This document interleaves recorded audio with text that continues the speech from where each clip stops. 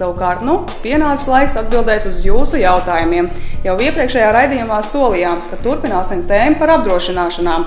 Tad pienācis laiks noskaidrot, vai apdrošināšanas sabiedrības palīdz gadījumā, ja kaut kādu misēkļu dēļ ir atcēlies lidojums.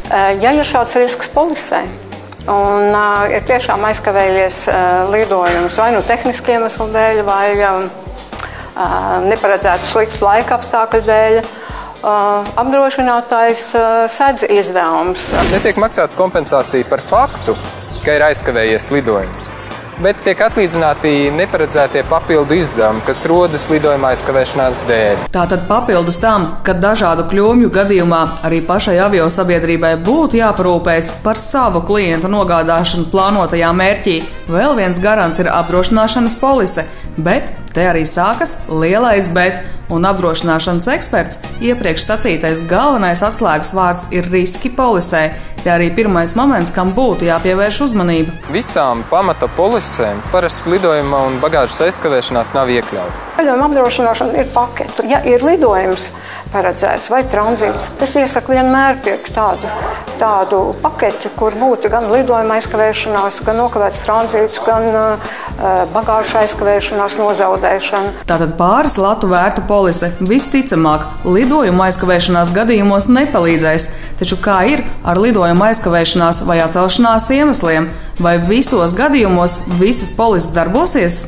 Pārsvarā visiem apdrošinātājiem segums attiecas uz laika apstākļiem, lidostas tehnisku kļūmi un lidmašīnas pašu tehnisku kļūmi. Ja lidojuma aizkavēšanās ir iekļauta, no apdrošinātāja var saņemt atlīdzību par papildus izdevumiem, kas radušies nenotikušu lidojuma dēļ, tāpat ir viesnīca, citas biļetes, iegāde un tam līdzīgi. Taču tas nenozīmē, ka aizkavējoties reisam, jūs varat zvanīt apdrošinātājam un teikt, man nav kur palikt, sagādā man viesnīcu. Būs vien pašam jāpērk.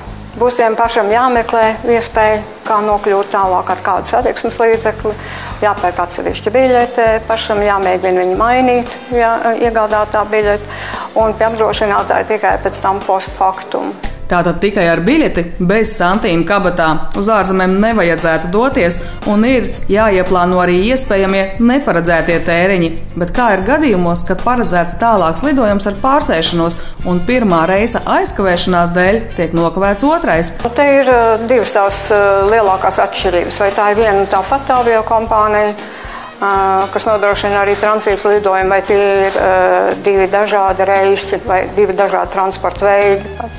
Vissvarīgākais šajā gadījumā ir, lai būtu šis starplaiks 2 stundas starp lidojumiem vai starp braucieniem tranzīta punktā. Tas ir svarīgākais nosacījums. Sēzam sēdz izdevums par biļetes maiņu šī otrā brauciena, vai jaunas ekonomiskās klases biļetes iegāde.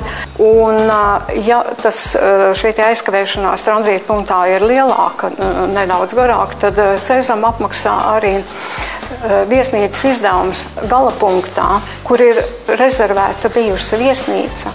Par tām dienām, par cik dienām šī nokavētā tranzīta dēļ klients nevar šajā viesnīcā uzturēties. Tik rožaina gan situācija nav tiem, kuri sev izvēlējušies tā saucamos nezināmā gala punkta ceļojumus. Proti netrūkst azartisku cilvēku, kuri ieraugot lētu aviobiļeti uz kādu lielu tranzīta lidostu, to žigli iegādājas, bet kur dosies tālāk, nemaz īsti nezina. Saka, aizlidošu līdz Frankfurtai, un tad jau manīs, kur tālāk ceļš aizvedīs. Attiecībā uz nokavētu tranzītu ir jābūt uzreiz iegādātām biļetēm jau uz pirmo reisu un jau arī uz nākošiem šo vienu vai nākošo diviem reisiem, kas ir viss kopā tranzīts. Atgriežoties pie lidojuma aizkavēšanās iemesliem, kas ir apdrošināti, jāteic, daudz apdrošinātāji arī dabas katastrofas ir iekļuvuši starp apdrošinātajiem riskiem. Kad bija Islandes vulkāna izvirdums, tad gan aviokompānijas, gan arī mēs nācām pretī saviem klientiem. Mēs to nolēmām iekļaut kā speciālu izņēmumu, ka šajā gadījumā mēs atlīdzināsim atgriešanās izdevumus. Un pēc tās reizes tika izstrādātas atbilstošas polišu programmas, kurās jau ir iekļauts, kā notiekot globālai dabas katastrofai izdevumi, kas saistīti ar noteiktu risku, tiek atlīdzināti. Bet kā ir ar aviosabiedrību darbinieku streikiem? Vai arī to dēļ nenotikuši lidojumi ir apdrošināti? Ja tas ir bijis iepriekš neplānots streiks, tad arī atlīdzība tiek izmaksāta saskaņā ar polises noteikumiem, bet ja tas ir izziņots plašsaziņas līdzekļos, un attiecīgi polise attiecībā uz šo risku nebūs spēkā. Un ko darīt, ja saulēcīgi nopirkta biļete paredz lidojumu tieši tajā dienā, kad arotbiedrība paredzējusi streikot? Saskaņā ar Eiropas regulu līdzsabiedrības pienākums ir kompensēt vai piedāvāt alternatīvu lidojumu klientam, ja tajā dienā streiks notiek un nelido, vai arī kompensēt ceļojuma iegādes izdevumus. Taču viss iepriekš sacītais attiecās uz gadījumiem, kad cilvēks jau ir izlidojis no Latvijas un nedienas sākušās kaut kur ceļojuma vidū vai tajā galā.